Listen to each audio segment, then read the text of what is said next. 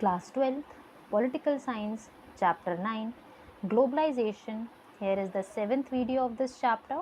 In this video, we will study about India and globalization.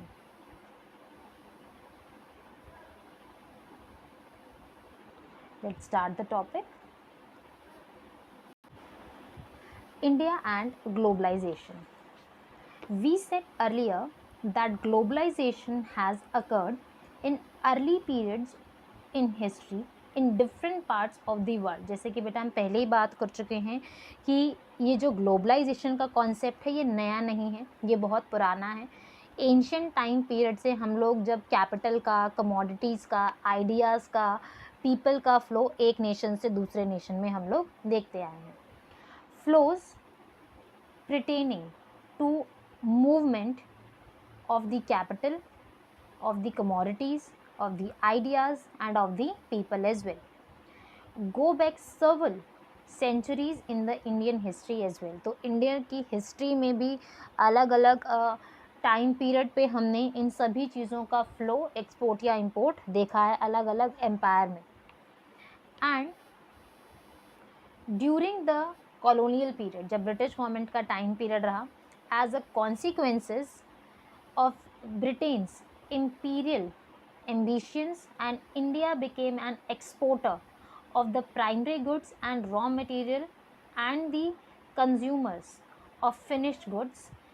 After independence, because of this experience with the British, we decided to make things ourselves rather than relying on others. Basically बेटा, अगर आप Indian history अच्छे से या थोड़ा बहुत भी जानते हैं, ठीक है, अब हाल ही में अगर आप 12th क्लास की हिस्ट्री भी पढ़ते हैं तो आपको वो सब चीज़ें पता होंगी ध्यान से कि किस तरीके से British east India company India में एंटर हुई और किस तरह से एक्सपोर्ट करने के लिए चीज़ें, ठीक है, ताकि वो यहाँ से जो रॉ मटेरियल है वो एक्सपोर्ट कर सके और अपनी इंडस्ट्रीज़ के अंदर उसे फिनिश्ड गुड में कन्वर्ट कर सके, ताकि जो ऑल ओवर दिस ग्लोब जो डिफरेंट कंज्यूमर्स उनके अलग अलग देशों से थे उनको वो सामान बेच सके. तो इंडिया में वो एंटर हुए ताकि इंडिया को as a exporter of primary goods, basic goods के लिए, रॉ मटेरियल के लिए इस्तेमाल कर सके और बाकी देशों के अंदर अपना सामान बेच सके, ठीक है, क्योंकि उनको चीप प्राइसेस पर यहाँ से रॉ मटेरियल मिल रहा था. पर इंडिया को इस चीज़ से समझ में आ गया कि हम सिर्फ़ और सिर्फ रॉ मटेरियल बेचने वाले नेशंस में से नहीं रहना चाहते, इसलिए और जिस तरीके से जो एक धोखा या फिर हमें एक तरीके से कॉलोनियल टाइम पीरियड फेस करना पड़ा, तो वो सब चीज़ें हम दोबारा फेस नहीं करना चाहते. इसीलिए हमने उन सभी प्रोडक्ट्स को रॉ मटेरियल से फिनिश गुड्स के अंदर कन्वर्ट करने का जो प्रोसेस हमारा रहा वो हमने खुद सीखा, इंडस्ट्रीज़ को इंडिया में लेकर आए ताकि दूसरों के ऊपर हमें कभी रिलाय करके उस कॉलोनाइजेशन वाले टर्म में हम दोबारा ना चले जाएं. And we also decided not to allow others to export to us so that our own producers could learn to make things.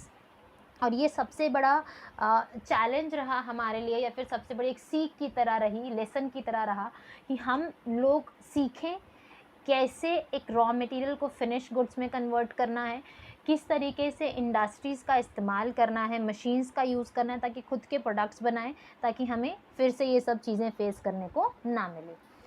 And this protectionism generated its own problems. पर कई बार बेटा देखो हमें कुछ ना कुछ प्रॉब्लम्स हमें फेस करनी पड़ी, ठीक है.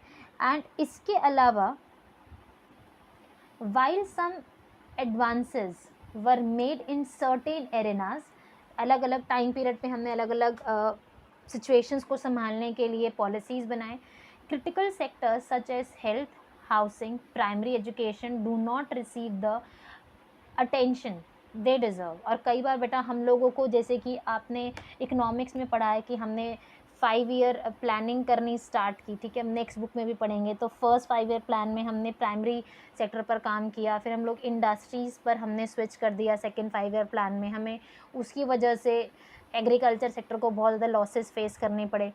और इसके अलावा यानी कि हमारी कुछ पॉलिसीज़ ही ऐसी रही जिसकी वजह से हम लोग एजुकेशन सेक्टर पर, स्पेसिफिकली प्राइमरी एजुकेशन पर, या लोगों को एक सिक्योर लाइफ देने का जो काम था एज अ गवर्नमेंट, ठीक है, सोशल वेलफेयर वर्क करने का जो काम था उसके ऊपर हम ज़्यादा ध्यान नहीं दे पाए, बिकॉज हम लोग कभी भी इंडस्ट्रियल ओइंग इकोनॉमी नहीं रहे। हम हमेशा प्राइमरी सेक्टर पर इकोनॉमी रन करने वाले नेशंस में से रहे हैं, और ज़्यादातर हमारा जो सेक्टर है वो प्राइमरी सेक्टर पर ही रन करता है। तो एक स्विच ओवर था, वो स्विच ओवर की वजह से हमें कहीं ना कहीं चीज़ों को, या फिर हम लोग ध्यान नहीं दे पाए उन सेक्टर्स पर, तो जिसकी वजह से प्रॉब्लम्स हमें फेस करनी पड़ती हैं। And India has fairly sluggish rate of economic growth. इसी वजह से बेटा हमारा एक ज़्यादा अच्छा या इंस्पायरिंग इकोनॉमिक ग्रोथ नहीं रहा है, ठीक है।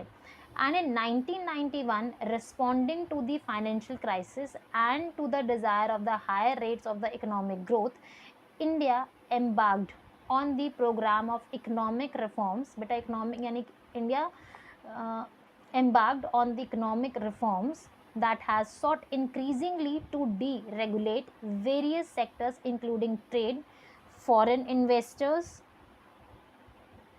इन सब चीज़ों से बेटा हमें ये पता चलने लगता है जैसे कि जैसे जैसे इंडिया अपने आप को इंडस्ट्रियलाइजेशन की तरफ ले जाना शुरू करता है, और उसी के साथ साथ हम लोग कहीं ना कहीं न्यू इकोनॉमिक प्रोग्राम्स बनाना स्टार्ट करते हैं, ठीक है। और वो हमारे न्यू इकोनॉमिक प्रोग्राम्स हमारा लिबरलाइजेशन, प्राइवेटाइजेशन, ग्लोबलाइजेशन का पॉलिसी, और किस तरीके से हम उसे जनरेट करेंगे, किस तरीके से अलग अलग पॉलिसीज़ को यूज़ किया जाएगा, किस तरीके से फॉरेन नेशन के जो या फिर मल्टीनेशनल कंपनीज आप उसे किस तरीके से आप उन्हें अलाउ करेंगे इंडिया में एंटर करने के लिए, और इंडिया किस तरीके से अपनी इकॉनमी को इम्प्रूव करने के लिए अलग अलग सेक्टर्स के अंदर काम कर पाएगा, कैसे वो वेरियस सेक्टर्स में, प्राइमरी सेक्टर है, सेकेंडरी सेक्टर है, थर्ड सेक्टर है, टर्जरी सेक्टर जिसे आप कहते हैं, तो वो सोशल सर्विस वाला सेक्टर के अंदर आप किस तरीके से ट्रेड और फॉरेन इन्वेस्टर्स को वेलकम करेंगे। तो it was a new challenge at that point of time. And while it may be too early to say that how good this has been for India, पर ये सवाल था सबसे बड़ा कि 1991 के अंदर हम लोग लिबरलाइजेशन, प्राइवेटाइजेशन और ग्लोबलाइजेशन की पॉलिसी को अपना रहे थे, हम न्यू इकोनॉमिक पॉलिसी की तरफ बढ़ रहे थे, पर ये इंडिया के लिए कितना सही था, कितना ज़्यादा प्रॉफिटेबल हो सकता था, हमें उन सब चीज़ों के बारे में मतलब एक सवाल था हमारे सामने, ठीक है। And the ultimate test is not high growth rates as making sure that the benefits of the growth are shared so that everyone is better off। पर बेटा हम ये चीज़ पहले से ही जानते थे कि अगर आप ग्लोबलाइजेशन में एंटर कर रहे हैं तो ऐसा नहीं है कि आपको बहुत अच्छा इकोनॉमिकल रिजल्ट्स मिलेंगे, आपकी इकोनॉमी बहुत जल्दी ग्रो हो जाएगी, आपकी इकोनॉमी के अंदर बहुत जल्दी जल्दी पॉजिटिव चेंजेस आने स्टार्ट हो जाएंगे, और ये हम सब चीज़ें एक्सेप्ट करते हुए आगे चल रहे थे। अब सवाल ये है हमारे माइंड में कि हम किस तरीके से इन सब चीज़ों को जानते बूझते कि नेगेटिव इम्पैक्ट्स भी आएंगे, पॉजिटिव इम्पैक्ट्स भी आएंगे, और हमारा मेन जो इच्छा है वो क्या है कि जो बेनिफिट्स हैं वो बहुत ज़्यादा हाई ग्रोथ रेट ना हो, पर फिर भी जो बेनिफिट्स हैं वो ज़्यादातर लोगों के साथ शेयर किए जा सके। तो इस विल के साथ हम लोगों ने इंडिया में न्यू इकोनॉमिक पॉलिसी या 1991 के अंदर लिबरलाइजेशन, प्राइवेटाइजेशन और ग्लोबलाइजेशन की पॉलिसी को एक्सेप्ट किया। बेटा यहाँ पर हम इस पॉलिसी को इतना डिटेल में नहीं पढ़ते, जैसा कि हम लोग पहले भी कई बार डिस्कशन कर चुके हैं इस चीज़ का। नेक्स्ट जो बुक है उसके अंदर हम लोग इसको डिटेल में डिस्कशन करेंगे, मनमोहन सिंह के टाइम पीरियड में, राजीव गांधी के टाइम पीरियड में, ठीक है, और किस तरीके से कौन कौन सी पॉलिसीज़ हमारे लिए बहुत ज़्यादा बेहतर रही, कौन कौन सी पॉलिसीज़ को हम बहुत ज़्यादा अच्छे से इम्प्लीमेंट नहीं भी कर पाए, कुछ उस टाइम पीरियड पर जो रीजंस रहे, कॉन्सिक्वेंसेस रहे, उस टाइम पीरियड का जो पॉलिटिक्स रहा उसने कितना ज़्यादा इंस्पायर किया, अफेक्ट किया, वो हम सब चीज़ें नेक्स्ट बुक के साथ इसे रिलेट करेंगे। और in the next video we will study about the resistance of the globalisation which will be the last topic of this chapter.